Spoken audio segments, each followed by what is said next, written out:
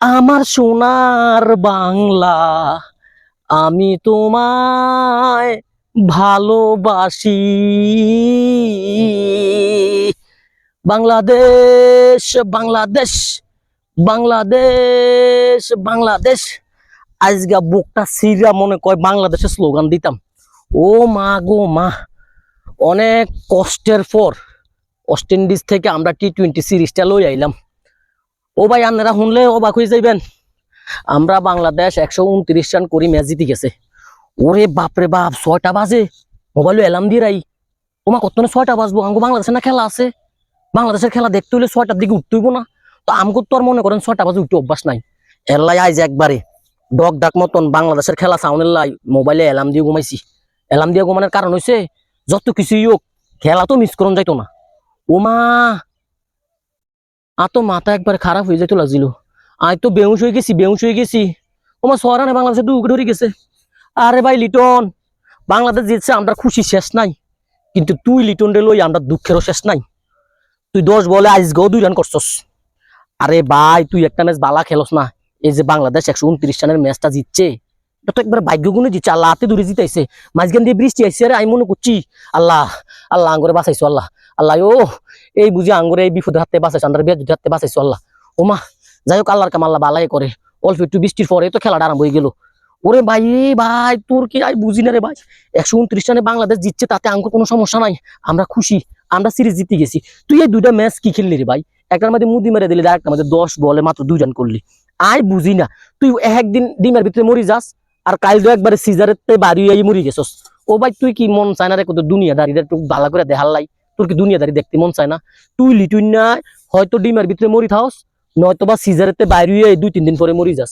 2 run, 3 run, 1 run, 6 run, এডি বুঝি run রে টি-20 খেলার মধ্যে? তোর মতন লিটুই না আমাকে বাংলাদেশের একটা ক্যাপ্টেন্সির দায়িত্ব পাইছস। তোরে যদি আছে না, আমার মনটা কয় তোরে আছে না, এই বাঁশ গান দি ফিডি তোর মাথাটা আছে না 2টা ভাগ করিলাই। সবার মাশাআল্লাহ শরম হয়, এই সবাই বালা খেলে। এই যে আজকে যদি তাসকিন ভাই না থাকতো, তাহলে আমগো বাংলাদেশের কি হইল তুই কদুর কষে? তুই এটি কি শুরু করছিস রে ভাই? তোরে লো আই টল করতে করতে কত কত আজীবন গান শেষ হয়ে যাইব। আমি যদি জীবনে একবার যদি আছে না তোর সুযোগে যদি একবার পাইতাম, আর শুধু মনের মধ্যে শুধু একটাই প্রশ্ন ছিল, তুমি লিটন বাবা, তুমি কোন দরবে মুরিদ হইছ? তুমি কোন দুনিয়ার থেকে আসছো বাবা? তুমি প্রত্যেকটা দিন এই যে এইভাবে ডিমার ভিতর থেকে বাড়িয়ে আউট হয়ে যাও, আর নতবা ডিমার ভিতরে আটকাই মরি যাও। তোমার এইটা সমস্যা। তোমারে কি আসলে কি আমরা কি পারতাম না পরিবর্তন করতাম? তুমি কি আসলে পরিবর্তন হইতা না? হইবা, হইবা। যখন তোমার এই গোরাসিয়ন আগামোড়া বাঁশ দুজন এলোফাতারে ফিটাইবো বাংলাদেশের পাবলিকে, তখন তুমি ঠিকই পরিবর্তন হইবা। তোমার উপরে এত বড় একটা দায়ভার দিয়ে রাখছে আমগো বাংলাদেশ ক্রিকেট টিমের একদম ক্যাপ্টেনের দায়িত্বটা দিয়ে রাখছে তোমারে। তুমি দৌড়ে আই Ankara Messi, Ankara Messi, Ankara Messi, goal. তুমি তুমি কি মেসি হইতে যাও নয়? তুমি প্রত্যেকটা দিন আই এরম করো ভাই। তুমি লিটনের লাই, আমরা বাংলাদেশের 17 কোটি জনগণ, আর মনে হয় হকগুলোর ভিতরে টেনশন আছে। 17-18 কোটি যাই হোক, হকগুলোর ভিতরে টেনশন আছে। তুমি লিটনরে যদি বলে যে তুমি 7 বলে 3 রান করবা, ম্যাচ জিতে যাইব, আমার মনে হয় এটা তোমার পক্ষে সম্ভব না। তুমি 10 বলে 2 রান করো। বাংলাদেশ ক্রিকেট টিম তোমারে কি লেগে রাখছে?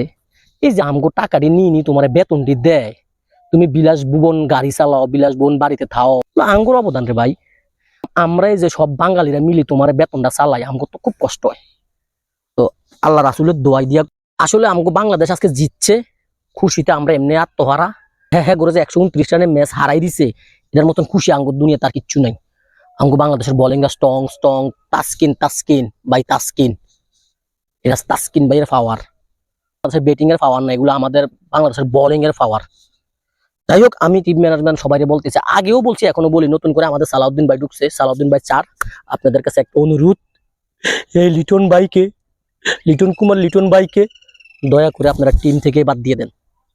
নতুন একটা লোকের সুযোগ দেন, আশা করি ভালো খেলবো। আমাদের ভালোবাসা সবসময় আপনাদের সাথে থাকবে। আপনারা সবসময় আমাদেরকে ভালো খেলোয়াড় উপহার দিবেন। আমরা সবসময় আপনাদের জন্য স্লোগান দেব, বাংলাদেশ বাংলাদেশ বাংলাদেশ বাংলাদেশ। দয়া করে আমাদের বাংলাদেশ ক্রিকেট টিমটাকে, বিশেষ করে ক্রিকেট টিমটাকে সুন্দর করেন। আমরা সবসময় আপনাদের খেলা দেখবো, সবসময় আপনাদেরকে ভালোবাসা দেওয়ার চেষ্টা করব। আর এই লিটুইনারে দলের থেকে হাঁটান, নতুন প্লেয়ার জায়গা দেন। ওরে গরু দিয়ে হাল চাষ করে মানুষে, ছাগল দিয়ে হাল চাষ করতে পারবে না রে ভাই। আমাদের গরু লাগবে, হাল চাষ করতে হলে গরু লাগবে। ছাগল দিয়ে আমরা হাল চাষ কেন করবো? লিটন তো একটা ছাগলের মতন, ওর দিয়ে হাল চাষ হবে না। ওরে বাদ দিয়ে নতুন করে দলে প্লেয়ার ঢুকান, আর আমার এই বাঁশ কাটা বন্ধ করেন। যাই হোক, 2টা ম্যাচ আমি বাঁশ কাটি নাই, হুরান বাঁশ দিয়ে চালাই দিতেছি ভিডিও। লিটন না, যদি তোরে নেক্সট টাইমে যদি আমাদের দলে আনা হয়, হয়, দয়া করে তুই বালা খেলিস। আমরা সিরিজ জিতছি, সমস্যা নাই, সামনের ম্যাচটা বালা খেলিস, নয়তো এই বাঁশ গোড়াছিও না আগামোটা বাঁশ দি তোরে এরম ঠেলা দি মুরে লিটুন না। তুই এনতে হেন যাওয়ার আগে শিক্ষু দিয়ে মরে যাইবি। আমার ভালোবাসার মানুষগুলো অবশ্যই আমার ভিডিও চাইয়া আমাকে বলবেন যে আসলে আমি কি ভিডিও থেকে বিনোদন আপনাকে দিতে পারছি না পারতেছি না। সবসময় আমাকে বলবেন এবং কি বেশি বেশি ভালোবাসে যাবেন। সবাই ভালো থাকবেন। খোদা হাফেজ।